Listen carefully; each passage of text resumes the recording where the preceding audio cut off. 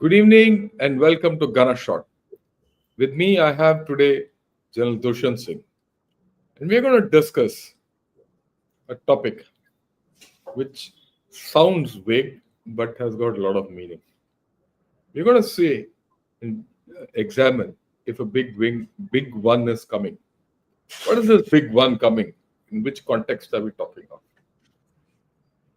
It's in the context that look, every time China has taken a step back, whether it was in Doklam or Galwan or wherever, it has come back with a vengeance.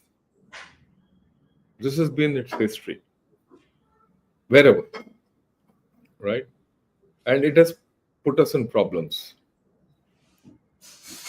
Today, you see a lot of exchange of sweets on the LAC. Everything is bale bale, Hindi chini, bye bye type of nonsense going on. And there are our ministers are going on air and saying, "Oh, we are, negotiating how to resume air trips and Mansarovar Yatra, all that." And all our businessmen are ready to welcome the Chinese back with for whatever reasons. And this is a ground reality. Okay. Is this the right thing to do? And if go down this route, what will be the consequences without preparation? Is what we're going to talk of. And for this, I'll hand you over to General Dushyant Singh. General Dushyant, please start. Thank you, sir. And once again, thanks a lot for calling me again after a long Long gap. time. Although the reasons for this long gap are more because of me than because of you, essentially because I was not able to find the time due to commitments, etc., personal and official both. So today's topic is quite interesting, as you said that it is about the current euphoria which is going on between India and China. A kind of a thaw is emerging, and this thaw is taking us to certain levels of enthusiasm, wherein we may forget caution, especially at the strategic level. I fully understand that at the operational and the tactical level, the military leadership would be cognizant of the past history and would be taking actions to ensure that nothing untoward happens. But if there is a strategic call of a de-induction, etc., or some kind of a disengagement with pullbacks, etc., I think that will become a cause of worry for us because we I would say we enjoy, but I would say we are highly asymmetric as far as military power is concerned between China and India. See, the Chinese are having a headwind as far as economy is concerned. They are having social problems. They are having instances of mass killing, etc. That's very strange phenomena which has happened, which clearly indicates the kind of social cohesion which is lacking now in China, and the economic concerns internal to China, which were being covered by the iron wall or the iron curtain or the Great Wall of China, they are slowly now coming out in the open. 35 people killed, 8 people killed, etc. So I think that's something for us to worry about, for Chinese to worry about. But whenever such things happen, there is always a blowback on the LAC. So I think we should be careful. So with that, I'll briefly take you all through a presentation, and then we can have question answers and discussions as to why Yeah. I'm saying so. Is the big one round the corner? Unless I have written down below, Chinese respect strength, and that must remain our focus. That's my solution to ensuring that we do not have a big one, especially after we have shown the intent to stand up to the Chinese, whether it was in terms of actions in Kailash ranges, whether it was in terms of digging down and reorientating our forces, reorganizing our forces toward the northern front. A clear message has gone to the Chinese that yes, India will not take it lying down, and if you do something, we will definitely hit back. and this has been done across the entire northern borders of ours, northern front of ours. So I think the message has gone clear. We should not let this guard down. That's my essence of today's talk. So if you look Yeah, at, can I add one point? You can't be complacent. yeah, The short point is you can't be complacent that the absolutely, Chinese have gone back, absolutely, right? While we recognize the fact that the Chinese have gone back because we have shown strength, correct. uh, we shouldn't take it for granted that they'll not come back. Absolutely, absolutely. So, if you look at the history, it's always better to look at history. We have had five agreements. First was the five principles of peaceful coexistence, Sino-Indian Agreement of 1954. What happened? 1962 happened. A big one, with everything going gung ho. We offering, we even offered our, we even offered our kind of people say that the UN seat also got offered to the Chinese and Yeah, things yeah, like, yeah. and look what happened. Look what happened thereafter. We had 1962, which led to the then Prime Minister also suffering some kind of a humiliation, which to my mind was one of the major reasons for his demise also, because Yes. it was a shock which he couldn't take it. Then you had the Border Peace and Tranquility Agreement 1993. Sundarangchu happened. Agreement on Confidence Building Measures 1996. Number of incidents started taking place in the 2000 Chumar or Demchok. I mean there are number of other clashes which happened. So therefore these things actually, and I'm not even mentioning about 1962 was followed by 1967 Nathula clashes, which actually led to a lot of loss of lives on both sides, much more than what happened in Galvan. So once you had the the 2005 confidence building measures, by 2013 we had the Chumar, Depsang, all these places started getting addressed by the Chinese. Uh, they also started focusing on the Sikkim area, in the area of Doklam. They didn't actually uh, show their intent, but they were building up to it. They were slowly coming up to some kind of a response in that particular sector also. And then we had the working mechanism for consultation and coordination on India China border. What happens? 2012, this famous agreement is reached. People start talking. They actually decided to sort out the boundary problem. That was one of the major content of the working mechanism of for consultation coordination of India China border, was to actually come to a solution to the boundary. Would the Chinese like this to succeed? No. So what they did, Doklam, big one. So one agreement, another big one here. Take it with a a box of sweets. Before that, I myself have served in that area. We have been exchanging on a Tibet Day, on a particular Independence Day, or for that matter Republic Day. Every time there was a bonhomie on the on the LSC. So point I'm trying to get at is that after the WMCC meeting, we had Doklam. Then after the Doklam, there was some kind of thaw, there was some kind of a back channel talks, etc. So things started cooling down, and then automatically COVID happened. So therefore, people thought that now the situation on Nothing border, will nothing will happen, because they are themselves suffering. The Chinese were the first to suffer as far as COVID is concerned. 80,000 deaths at that point in time in 2020.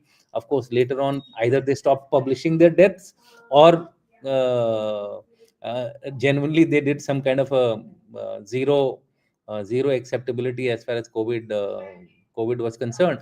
In any case, uh, after this, despite the COVID, they did the Galban, which was a much bigger and a game changing kind of a action.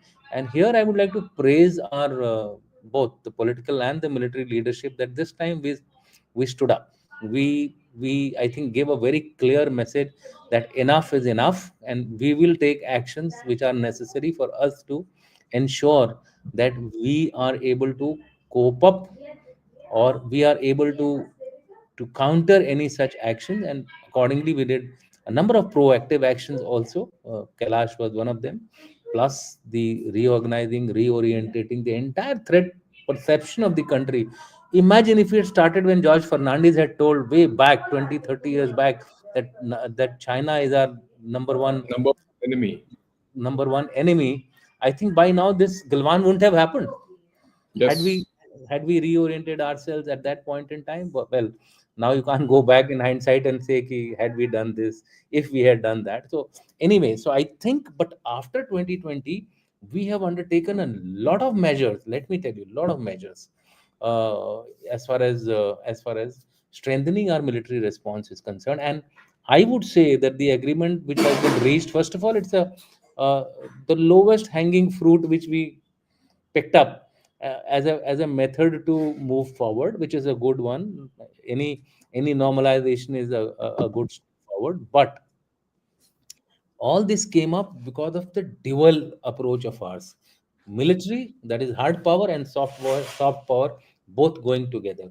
So with that, I would like to say that the hard power is a critical element now in our strategy.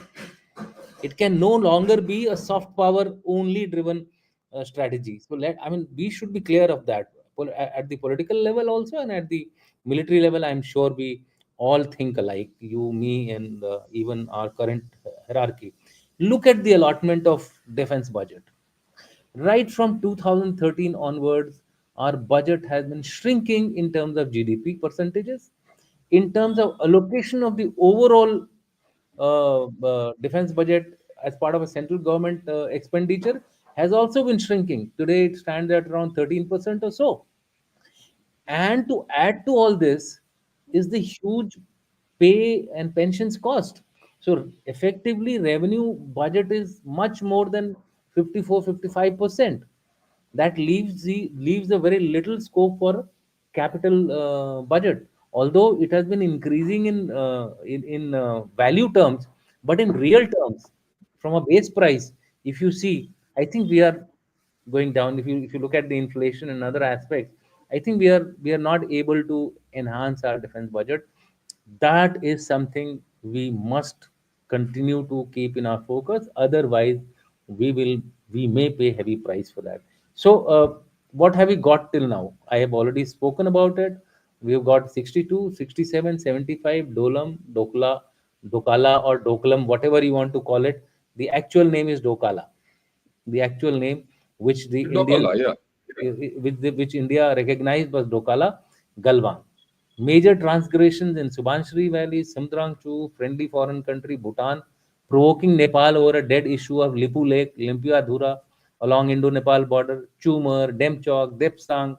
From time to time, I think we have been always pinpricked behind our back, despite all these agreements. This question was asked to one of the Chinese officials in some meeting, and he said, "No, no, there is nothing like this. 1 plus 1 is 11." We are now in that. India and China are now in that mode that 1 plus 1 is 11, and I want to remind the Chinese that 1 plus 1 is always 2. It can never be 11.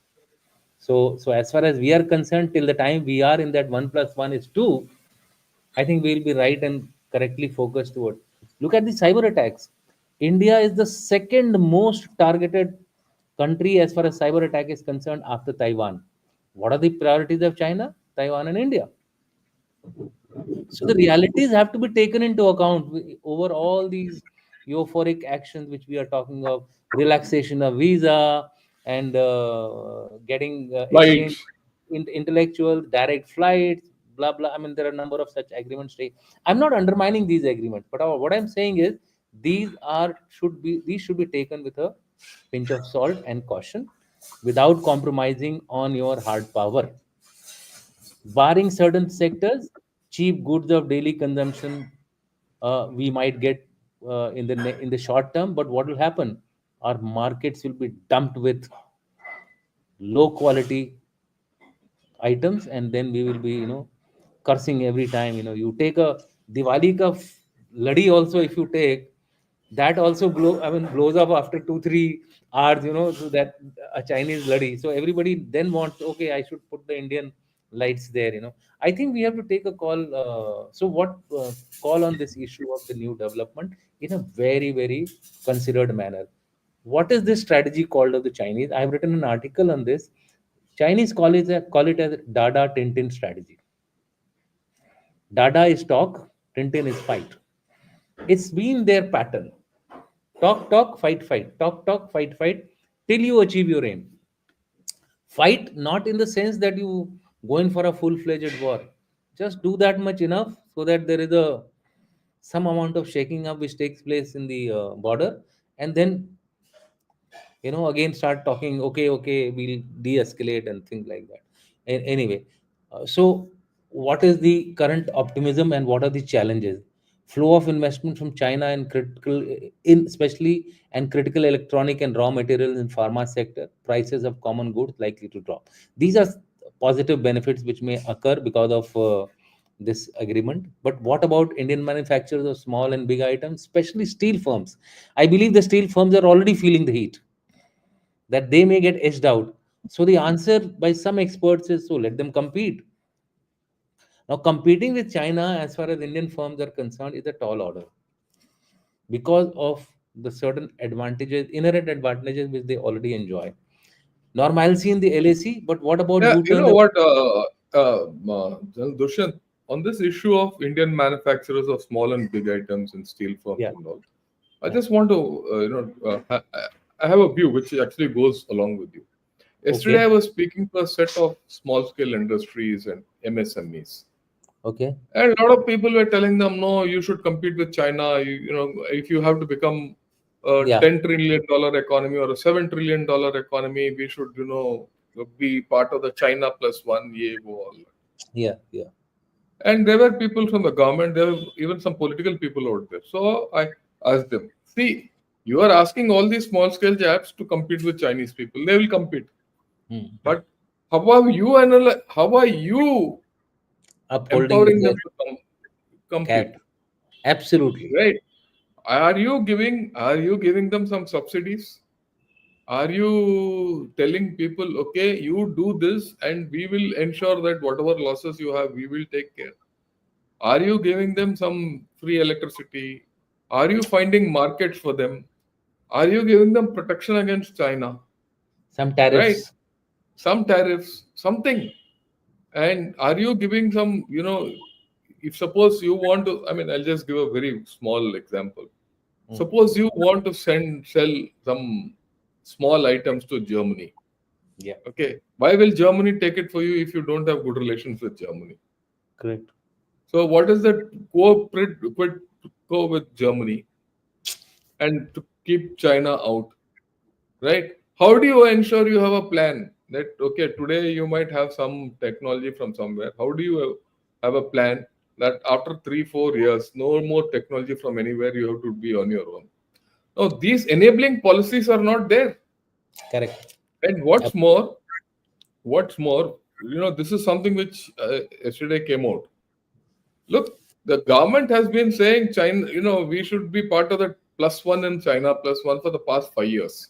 आत्मनिर्भरता शुरू किया हमने 5 साल पहले. Correct. उन्होंने ये हम right we said you कहीं भी चले जाओ आप पर यहाँ आके आप मैन्युफैक्चरिंग करो. कोई आया नहीं अभी तक कुछ हुआ ही नहीं. People Correct. have gone to Mexico and Vietnam and Yes. Mexico and Malaysia and all these people have benefited. We have not Yes. benefited, Correct. right?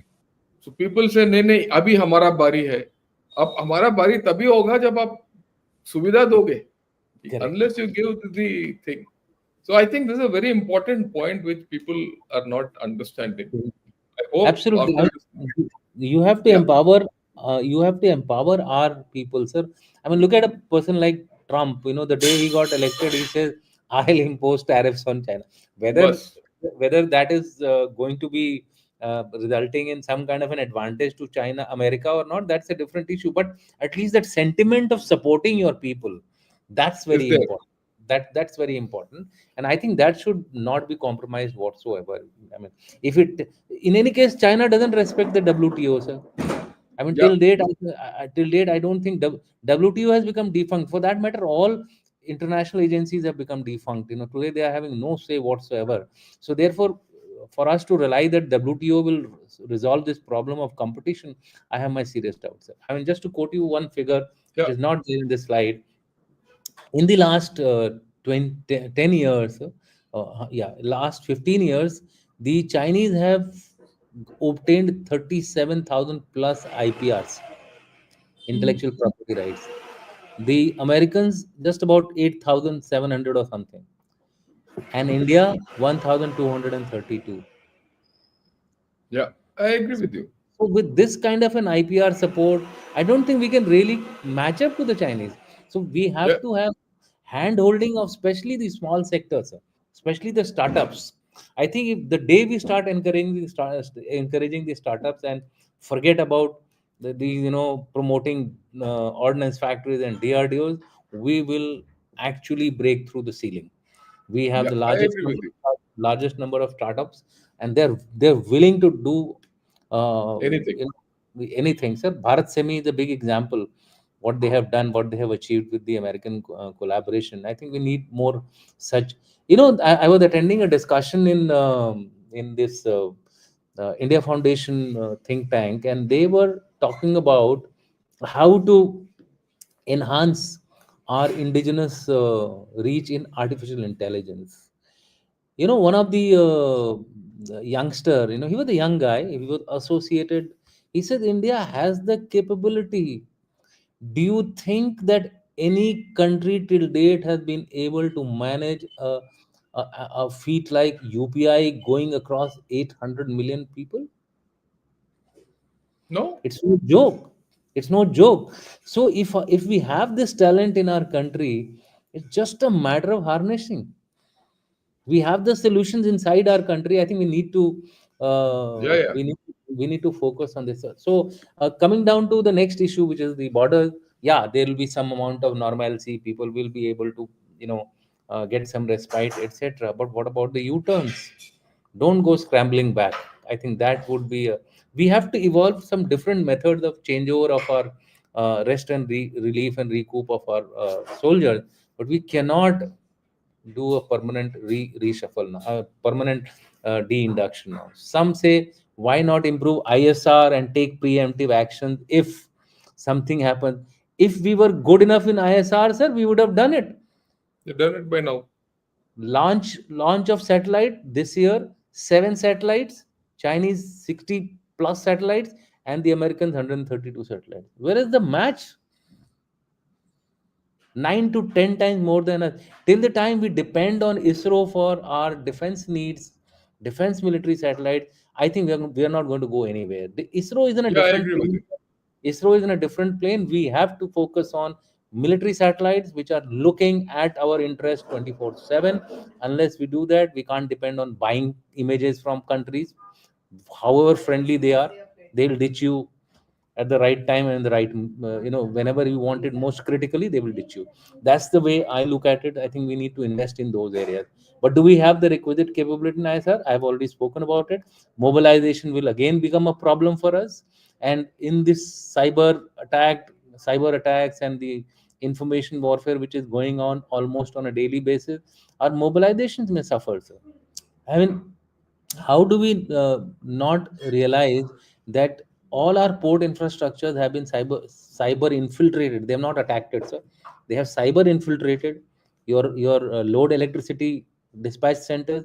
Tomorrow, if they decide to attack it, your entire They power can. supply will come to a grinding halt, and all your trains will become delayed by till the time the power is resumed, sir. So they have the potential to disrupt you. We need to be, I think, going with more caution. So what should we do? This is my I think last slide, which gives out a way ahead in this kind of a situation. China has held back till now, besides its steady economic slide back and some deft diplomacy, soft power, due to action of its hard power in the form of following action, the resolve of the Indian army. So, why China has held back? It has kept quiet. Is we have it has its own problems of economy, which you have been covering almost on a daily basis as to what they are facing. You have also seen now the repercussions of non-inclusive growth. That is, their provinces and prefectures are very, very poor in terms of economic development, and which is resulting in these mass killings and mass actions. One of the killings said that I got fed up because I was not getting a job. So Job, yeah, he went around and killed about 8 9 people, knifed through knife. knife, yeah. Young So chap, 21-year-old guy. 21-year-old guy. So due to action, and but more importantly, it was our hard power also, which actually got into this entire game of holding back the Chinese, and which was reflected in terms of the resolve. I already spoken about it, backed by action on ground. This time we were not talking, we were also acting. And I think that acting has made the difference, sir. Reorganization and reorientation of the military response, we all are aware what we have done. And let me tell you, sir, in terms of priority, if I were the, let's say, the military commander, and if shove came to push, I won't hesitate in pushing everything towards the Chinese, because we are clearly now cognizant of the fact that our number one threat is from our northern front. There's no doubt. Normalize, but military power. So my final recommendation is, if we do not want to get backstabbed, normalize, but military power must remain projected wherever they are. Do not rush. No big celebrations, please. I agree with you. I With that, agree with you. While we can say that, look, General Dushyant and everyone, while we say that we have pushed the Chinese back, that is why I keep doing all videos these days. 70% of all my videos are on China. Why are they on China? Can you take the slide off? yeah, absolutely, sir. I'm Uh, finished. yeah. Why do I say that we should focus on China, and why are all my videos on China? Because today, China for us is more dangerous than what it was last month before this disengagement. Correct, sir. Okay. Now I want to, discuss two issues with you. We said the big one is going to come back. A big one is coming. And we know that China will attempt this, and we'll whatever we are going to do is an ongoing process. They also know that we are at heavy asymmetry with them. Correct. There's no doubt about it. So, in terms of what is this big one coming, what do you think are the scenarios of big one coming? Will they be direct along the LAC, or indirect through Nepal, or sorry, even Bangladesh or Bhutan or Myanmar? Because these are the four avenues, or Pakistan. So, will it be direct or indirect as you visualize? And the second thing is how, and the second issue which we need to discuss, which we can, is deterrence. How do you deter them from doing this? That's right. Right? I mean, you just don't deter them by just projecting power, or we just don't deter them by increasing our budget. We have to do certain more things to deter China. It is one thing to disengage from China, but China should be very clear that, look, if we take this step, this will be the repercussions which they're going to face. And that deterrence has to be on the table. So I think we need to discuss on these issues. How do you think that China will come back at us, that big one which they're planning, and how we are going to deter them? So let's look at the scenarios first, and then we'll talk of deterrence. Sir, as if you look at the Chinese overall intent, what is their intent? Their intent is to be a superpower by 2049. I mean, that they have laid it out. Build a world-class military by 2035. Now, this world-class military by 2035, and today is 2025, it's almost about to come. There is a gap of about 10 years. So even the Chinese know that they cannot afford a big one of the Russia Ukraine type, or something of that nature, where they get set back from their ultimate aim of building a world class military of that nature, and also building a robust country, fully developed, and standing as possibly either at par, or along possibly a shade ahead of the US.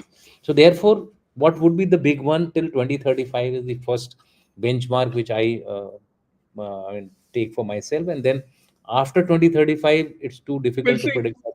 It's Yeah, too we'll difficult see to. at that time. So my sense is that the big one this time would be more of a combination. That means there would be something happening along our LAC, especially in areas where we do not expect him to undertake any action. Appear. And I'll tell you why. We have roughly about around, I think, 30 odd disputed areas, come areas of differing perception. Exact numbers I'm not aware That's as of. okay. I'll have to go through my old memory to to get the correct figures. But the fact is, there are areas of differing perception and there are areas of disputes. That means both have recognized that this is a disputed area and we need to go with certain rules of engagement, etc. Galwan was not a disputed area. That It's now should give become a us. disputed. Now it has become a disputed area. Sakting was not a disputed area. It was never Now there. it was never there. So look at his mindset. I think these are signals which we have to read. That where is he going to target? He's going to target at our vulnerability, at a weak place where we are relatively weak. My sense is, and it may be just a of the cuff. I'm just thinking over it. The central, the middle sector, and that's the area of I'm talking about. Nepal A incident could happen where it will put us on a back foot completely, where we completely. might not be able to respond also. So that's the way you look at it. Yeah. Okay. So that is one big I scenario which we need to be worried about. okay. Uh, then there can be a number of other combinations No, also no, I because. understand. I understand that. So one scenario is somewhere in the central sector, Yeah, or maybe in some so far not touched or not opened sector. Like absolutely. they actually, if you look at it, the Sikkim sector is a delimited sector, Yeah, right?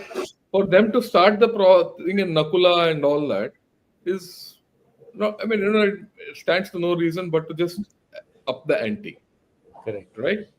So to that extent, they might start somewhere else also along the LAC. So this is one is along the LAC. Could they correct. do something through Bhutan or Nepal or Bangladesh or Myanmar? Because these four places, Right. China has a footprint, less Bhutan. But Bhutan, Yes, mein the problem already is created at Sakteng and correct. Doklam, Yeah. right? So, And so, so, so through so, these can we get what do we expect from them? Let's put it so, that way. yeah. So, as far as Nepal is concerned, Nepal seems to me to be resisting a little bit now. A full cooperation with China. It seems to be, although it doesn't have the capability to really stand up to China, and it doesn't have any kind of arrangements for India to be assisting them with boots on ground, etc. So the flanks are vulnerable on either side. Our flanks are vulnerable on either side. If it comes and occupies an area which looks behind us, it will be a situation where we will be not able to actually take an action also and yet be worried. Yeah, I agree with you. Let me give you an example. Like this area of Limpudara.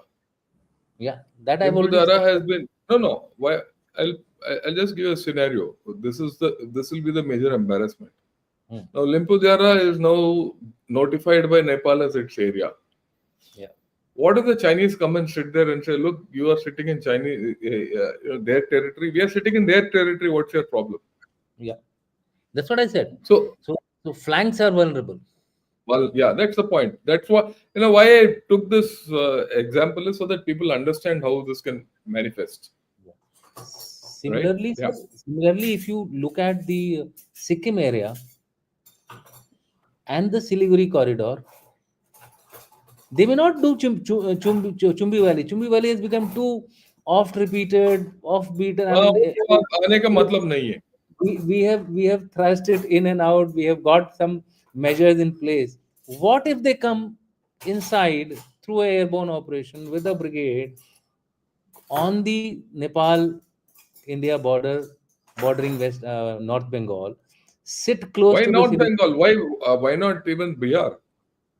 No, I'm saying they are looking at both sides, Bihar and North Bengal, because if they come and sit on the northern eastern flank of Nepal, there is now, sir, incidentally, there is a road which has now come up, or it's coming up. It is coming up right up to the border, and from there, Bangladesh is just about 18 to 20 20 kilometers. kilometers.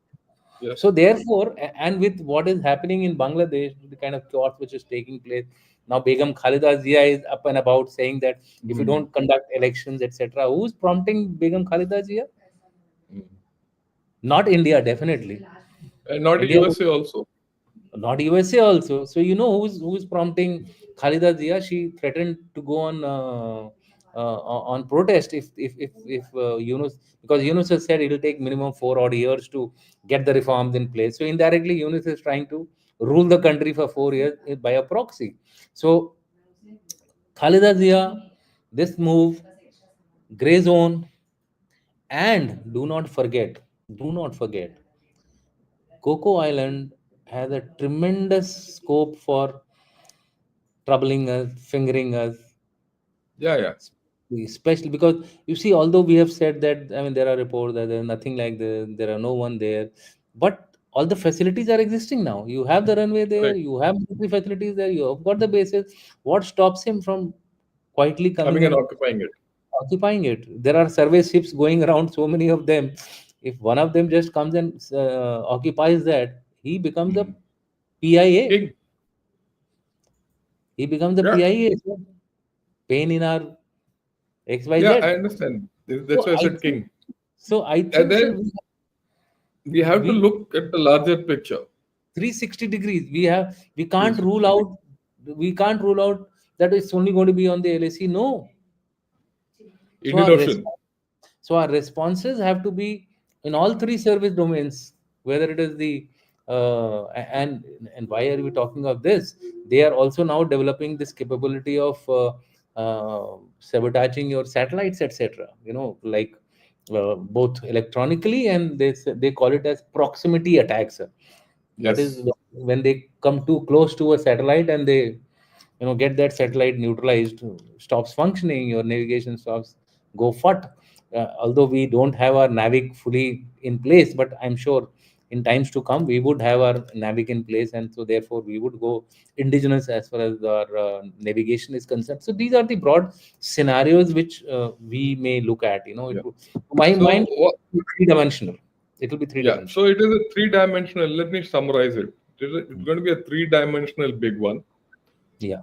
It might be in, and this, it could be it could be small ones in each dimension, but totaling to a big one. That's the Yes. first thing which people have to understand. Correct. Second, it could be direct along the LAC. It could be indirect through any of your neighbors Correct. by coercing the neighbors. It could be indirect through in the Indian Ocean region because directly they can't hit you anywhere in the Indian Ocean. It's only indirectly they can. This thing. Correct. And also through the gray zone operations, they can affect your cyber, they can affect your space assets, Yeah, absolutely. and many other assets, and they can undermine you industrially, yeah, economically, That's which the they are major one. That is the major major one. one. I would put it Yeah. that as one of the The primary the concern. most important thing is that we are at economic risk today, right? And this is something which everyone needs to understand. Yeah. Okay. So the question which I have is how do we deter them? Okay. So deterrence has number of dimensions, sir. Yeah, If you look, dimensions. Let's take mota three four. yeah. Let's So take let's look at it this way. I mean, you need to be credible for deterrence. You need to have the ways and means to do deterrence. You need to be absolutely effective, and you need absolutely. to communicate your deterrence. All that. So in And that context, how do we will go about it? will to actually take Yeah, the action, will to do it will to do. I personally feel if you display the will to do, that should become the first and the first. foremost thing as far as your deterrence is concerned. No amount of capabilities, if you're not willing to use it, I think you are not going to deter anyone. That's for sure. Take it for granted, sir. That's one. The second thing So is, if you look at the strategic deterrence, I think in the strategic deterrence, our underwater capability needs to be strengthened more. That right. is that is something. If it is fully secure, fail safe, the Chinese will not have that, you know, that will to go To move forward. on that route at least. So I think that is where we need to focus on our ssbns. That is something which, and also the ssns, because we have to also counter. It's not Yeah, only it's not only the capability of going across, but it's also of you catching have to them defend yourself. catching them at Sunda or the straits where Yeah, these people can also come into your side. So therefore, that should be the strategic area. Policy, there are differing views. Some people say that we should continue to remain in a no first use policy domain. My own sense is that if you want to show the will to act, I think the way the Chinese have uh, defined their policy, which is kind of different for the Americans and different for rest of the people. I think some kind of a nuance like that we could undertake. That's my personal view. Although the going view in the expert community is that no, I think we are very well off with a no first use policy. Can be matter of debate. So that's as far as the strategic deterrence is concerned. yeah. If you Let me put let no. When we talk of strategic difference, let me take a subset of this, which happened. Like if Russia, let's under think of a scenario yeah, like what Russia did to Ukraine. yeah. There's something like that, or not exactly a replica of that. Maybe something like that. What if tomorrow China or Pakistan do to us? How do you deter them, or how do you deter them from undertaking such a step? So that I think is something which we need to really think. They've not Yes. gone nuclear, but they're somewhere there. Yeah, I mean, they have shown the intent that they will Yeah, possibly intent. After move. all, what was attacked was a counter value target, Yes, it was a counter value right? target, and Counter that's our value policy, target and that is our policy as well. also. That if attacked, whether it is TNW or whatever it is, the So the yeah. the response will be counter value. So is there a case? Let me. This is a completely wild hat theory. Wild Okay, one. this is a wild one.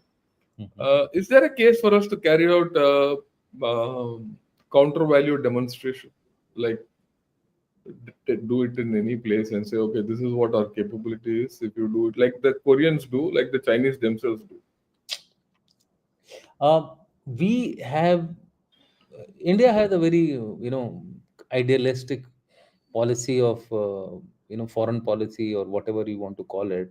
We tend to put ourselves into shackles, maybe for good reasons that our other factors are not degraded. We have done once in 1998, and we had to undergo a pain for few years, and before we could normalize our relations with the others. Now, that escalation, which what you are talking of, you can only do in case we find through various indicators that we are definitely under serious threat.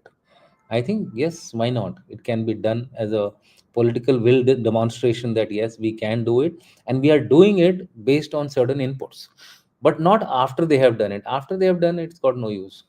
Then you might as well use So the yeah, so idea is to preempt them and so that they and deter them from doing what they plan to do. And for that, like you rightly said, you need to have capability, you need to have credibility, you need to have the will, you need to have the wherewithal. And So so all these 4 5 things you have to build together, put together, and just show someone, look, this is our capability. Though I do feel, in a way, we have done it, because when you fired the hypersonic missile, when you fired a BrahMos air launch, yeah. when you fired a Agni with the MIRV, you have given that indication कि भाई हमारे पास भी है, हम कर सकते हैं. But But maybe it's the time but to the do a little more demonstration. but the next step of this kind of a thing is, sir, that you operationalize it. That Yes, indicator must come. that yeah, That otherwise nobody will believe that you are actually going to do it. Now people correct. know that we have some operational capabilities in certain areas. But if we do not operationalize our hypersonic capability or our ASAT capability or our anti-missile capabilities, we of course we have bought the anti-missile capabilities directly, so that doesn't need any validation on ground. But wherever we are doing a technology demonstrations, I think we should move quickly to the next stage of operationalizing it, putting it into the containers, ready to be used in case if somebody fingers us or if Yeah, somebody is I think trying this is a to. very important point which you made. Let me highlight it to every user. I mean, everyone who's watching this. Way back in the 80s, when we fired the Agni, it was a technology demonstrator. But after firing the technology demonstrator, it took us more than a decade to operationalize Agni. But we shouldn't go that route now anymore. Now that you have fired this, maybe in the next 1 year or 2 year, you should put something operational and say, here is my first regiment. Maybe the Prime Minister can go and visit that regiment or झंडा खड़ा कर दो और उसको flag दे दो, so बिल्कुल. that people know that this is operational and we have the Absolutely. capability to do what we have to do. Right. Correct. I think these are some of the issues which we have to look at. And I also feel, I mean, I would like you to know, even on the LAC, don't we have some options where we can convey to the Chinese, you do it here, we'll do it here, or Absolutely. wherever. Absolutely. So the intent has to somehow go across to the enemy. Yeah. That activity has to be done. Whether it is done in terms of war games, whether it is done in terms of discussions or whatever it is. I mean, there are methods and means to Methods.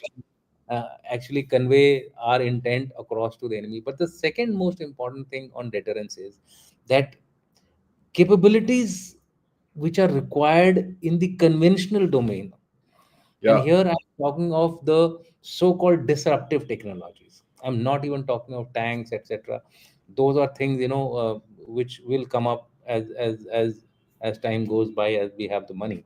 But technologies in the disruptive domain, sir, they have to be worked upon very fast, and they have to be developed at speeds which are not seen in the past, sir.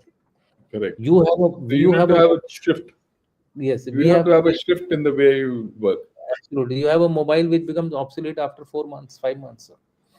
Yeah. So technologies in the disruptive domains, whether it is swarm drones, whether it is unmanned systems or autonomous systems, people must understand the difference between autonomous systems, unmanned systems, force substitution. These are the things which are happening at a pace which is mind-boggling. Mind boggling. You, And we you need to step up on the gas.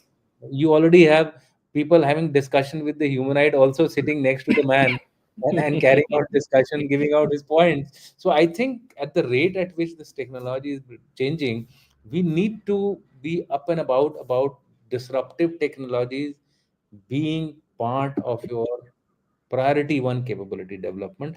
If we do that, that will Then convey a we, message to Chinese that yes, they are not just depending on and the last thing about deterrence is, sir, last thing, and that is narrative war. In the narrative war, we have to project the Indian soldier 10 feet tall. yes, How we do it, what stories we build, what reality capabilities which we attach to them, that is a matter of details we need not discuss on this particular platform. We've yeah, always fine. been talking of Chinese being 11 feet tall and then Mm. being 5 feet tall and somewhere like that. The truth is not that. Truth is not that. I can tell you for sure that on the LAC we have fought them body to body, sir. Yeah, yeah, we are better. On that, there's no doubt. I And mean, and so there's no discussion on that. so So I I think think our human skills have to improve.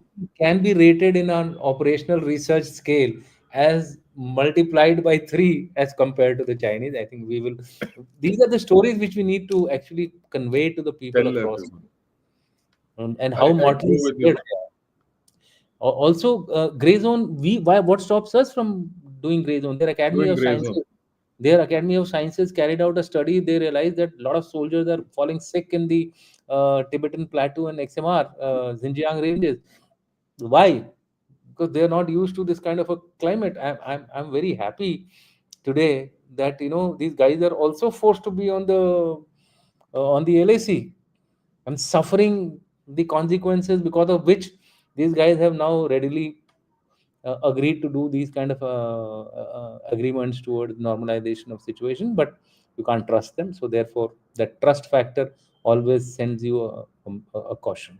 And I feel that if you have a very good ISR, the day you have the ISR capability, your deterrence, a lot of things of deterrence will fall into place. we Right. are we are fairly weak in ISR. That kept in the conventional mode. So disruption and ISR, these are the two things. If we focus on, I think we Much would better be off. conveying, if not deterrence, at least credible deterrence. Right. So, fine. So we've gone a whole route. We've said, look, let's not be complacent. Something is going to come, and China will react. That's history. Let's be ready for it. Let's prepare for it. Don't thin your forces out. Don't keep your forces fully up. In fact, you should be more than prepared to receive him, and be prepared for the next event. Anticipate the next event. And once you anticipate the next event, which is likely to happen, and there are many scenarios, deter him from executing that thing is what we have said. If I put it in a nutshell, this is what the whole story is. So, Janadushan, shall I take a few questions with your permission? Yes, sir. Yes, sir. Yeah. Yeah. Thanks a lot. First is Blockchain Man. Welcome as a YouTube member. Vineet Reddy also welcome as a YouTube member. Honored to have you here. So, okay, I'll take one right before I start taking any questions. I Kumar Gopalan, Kumar Gopalan was there yesterday in the talk I gave to Okay. the small scale Okay. industry people. Okay. So, Kumar, I would request you to put your views on what we spoke yesterday in that conference and what today we have discussed. Your views, you please put it now. And after I finish the questions, I'll take your views and show it again. Right? So, I hope you're still there. Uh, please put it. Okay. Okay. And this is an informatory thing which is interesting. Ingeborg Malik is from Germany. He says EU has released an advisory. All citizens are alerted to keep two emergency rations of 10 days for all eventualities. Even France has allowed now Ukraine to use their long-range scalp missile as needed. So there is the threat there has not gone down at all, right? So That's okay, that is the point which I was trying to say, that if you display the political will to use it, this is what is going to happen, and this will put the pressure on both sides to possibly come to some agreement. okay. Uh, uh, as asked, was the pandemic an inflection point for China and the world? Would China be in such a bad position uh, if if the pandemic had never happened? Sir, you are a better expert to explain this, but broadly, I have 2 points to it. China was destined to go this way. Pandemic Yeah. only expedited that process. That's the first point. The second point is, what are the essentials for a economic growth? Firstly, is the human skills. human skills, human demographic dividend. The demographic dividend was sliding away from them, and whatever they would have done, they wouldn't have been able to recapture that. The second issue was about their property market. Now property market was already inflated. 30% of a country's GDP, if it is coming from the real estate business, I think the real estate business has a way of peaking out. I went to Spain. Believe you me, initially, if you look at the history of Spain's growth, when this entire spree of development started off, infrastructure, etc., they had the fastest growth. When I visited about 5 6 years back, their airports were khali, no flights going there. Their football stadiums were not being used except for Barcelona. Most of the stadiums were vacant with no one using them. Not even local district teams were actually going there and playing. That was the kind of non-performing assets which were there. So obviously their economy fell flat, and that was also real estate. Their housing fell flat. So these two factors, if you look at as far as the Chinese are concerned, would have ultimately led to their downfall. Yeah, it would have been slightly slower and delayed. Yeah, I completely go with him. It was only a matter of time. The only difference I will put here is that look, if the pandemic hadn't happened and China, our equations with China had continued as they were before the pandemic, we would have been in for a bigger shock. And the pandemic actually helped us open our eyes and do what we had to do. We wouldn't have done that. If we had Correct. not done what we did during the pandemic, then we would have probably been more vulnerable as a nation to China than That's the whole thing. they would have That's been the more emboldened. They would have been more emboldened. emboldened. Yeah. Okay,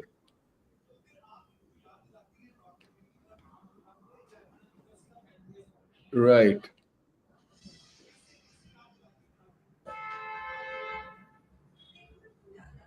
And we are talking of pensions. Let's see. That's okay. I mean, I didn't say that we should reduce our pension. I No, said no, we no, increase. no. They will. Right. Yeah. I mean, it didn't mean I that we let. should pay less. No, no. I'm only looking at some interesting question. Otherwise, yeah, this is an interesting question. Can we keep a spirit of mutual learning and respectful deterrence vis-a-vis China? Well, uh, till the time you consider that China is your adversary, you can do whatever you want to do. That's the way I look at it. Learn. If somebody has got some good practices, suit it to your requirements and do it. But do not forget that China, under no circumstances, is going to be a friend Yeah. till 2049 at least. Yeah. Oh, given that China is desperate for markets for their products, do you think they might use military options to force us to cut a deal allowing them to enter our market? If so, what should we do? You see, I think the military option would backfire on them. In a It's military already, option, they excised it. They yeah, excised it and they've gone. That option military, is military, over. the military option will actually even galvanize the business houses and the people as well against Mm. China. So that would actually not meet their requirement. If we have to do, we will possibly go to other countries for help, and not China, definitely. Yeah. Mm.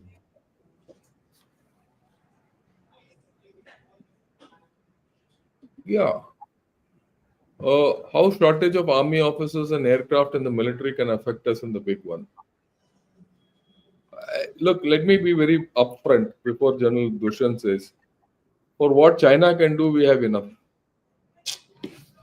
Okay, China can do only that much, and for that much, we have enough. Don't worry. Yeah, all yours now. Uh, Look, while I agree that there is a asymmetry between China and India, you must also realize that China has multiple fronts. It just can't focus only on India. We have few fronts. The Chinese have multiple. In fact, In one of the discussions, General Shankar has been talking of eight fronts or something like that, five fronts or Yeah, eight fronts, eight fronts. eight fronts. So look, he has to commit his own resources for elsewhere else also. He can't ignore Taiwan threat. He can't ignore South China Sea issues, interests out there. He can't ignore Philippines. There are people who are, waiting on the sides, on the wings, for China to be cut to size. Therefore, I think we, like what Jan Shankar said, we will be able to deal with it effectively.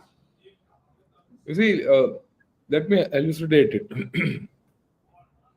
and I'll do a program on this shortly, because we need to, as India, we need to understand that uh, once upon a time, or rather, I won't say once upon a time, even until last year, maybe 6 months back, the Korean Peninsula was stable. It's no more stable now, and their bigger worry today is Korean Peninsula. That is my view. My theory is he's taken a back step not only for the economy. He wants India off his back militarily. Only when India is off his back, then he can actually counter three threats. One in South China Sea, second in Taiwan, and third is Korean Peninsula. Okay, and Korean Peninsula was not a threat for him, a live threat till about 6 months back. Today he perceives it as a threat. We'll do that program down the line. Don't worry. Right. Oh,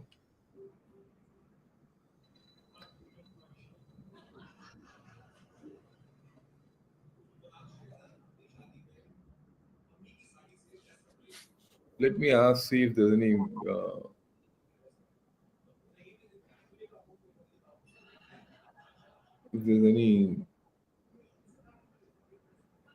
interesting question.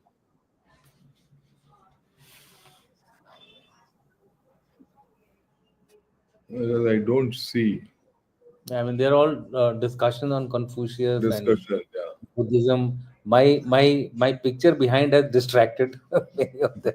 No, no. Is the era of subconvent in this? Is this the era of the subconventional warfare? This makes capability in multi-domain operations absolutely essential.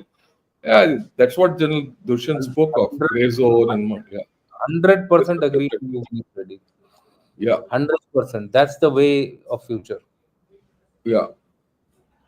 Okay. Yeah. Why isn't China moving towards service-based economy instead of aggressively doing manufacturing?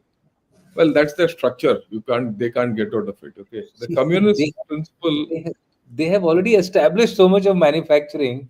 What do they where do? will I they, mean, what if they let it down, what does the Americans do as far as the defense manufacturing is concerned? They keep looking for yeah. wars. Okay. so, so Uh, they have no Mool choice. Singh, Mool Singh says, sir, your news channel is really knowledgeable. मैं आपको सुन सुनकर अंग्रेजी सीख रहा हूँ. लिखने में गलती हुई तो क्षमा करना. जय. No, don't worry, Mool Singh ji. You are I will request all of you, if you are happy with what we talk and what we discuss, please subscribe to Gunner Shot and also join us as members. Okay? Okay. I don't see any other thing.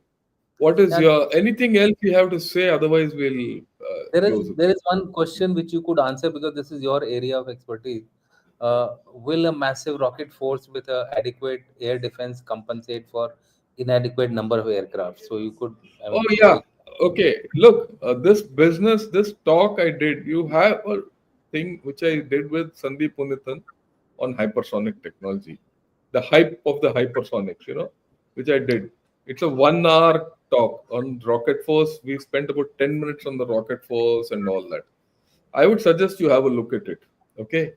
There is no doubt that a good rocket force, I wouldn't say rocket force, a amount of rocket capability will offset lack of aircraft capability. If you see Iran, yeah, Iraq, yeah, Iran, sorry. If you see Iran doesn't have an air force. The bulk of its air capability is through rockets and missiles. So to that extent, if you don't have aircraft, That and aircraft and rockets are complementary to each other. Okay, and rockets can be used offensively. They can be used defensively. They can be used in the anti-ballistic missile mode also. So you have to have a balance. It's not that you can't, right? You don't need aircraft. For example, if you look at the Iran and Israel kind of a scenario, Israel is able to carry out attacks on Iran with impunity and precision using air. Iran is only able to respond by missiles, but they're only that effective. So there's a differential in both, but a happy mixture of two is what we really want. Okay, Yeah. that's Uh, the way to deter China also. And if you ask me, we have that. For whatever China has to do, that big one which we have discussed, we have that capability. Yeah, and I would only add here that if you look at the Russia-Ukraine war, you find that Ukraine has done some kind of a air denial uh, strategy, and where you Yeah, find the Russians, despite having a number of aircrafts, are unable to bring to bear the full potential of aircrafts, and yeah, that is one of the reasons why they are indulging in air missile campaigns, yeah, more of missile campaigns and less of air campaigns. So therefore, future wars are going to change. We will have substitutions of one against the other. That's the ingenuity of the. If you have a very good air defense system, the air force may not be able to send its packages out. So yeah. therefore, it's a mix, like what General Shankar said. Okay. Anything else you want to say? Otherwise, we can close the. It's all done, sir. Fine. So, right, all of you, on behalf of all of you, I'd like to thank General Dushyant for his wonderful exposure and this great discussion we've had. It's something new. It's something different from what we've been discussing. It's time for us to now think: is the big one coming? Absolutely. And we need to prepare for it. And with this thought, I'll say Jai Hind and good night. Jai Hind. Good night, sir.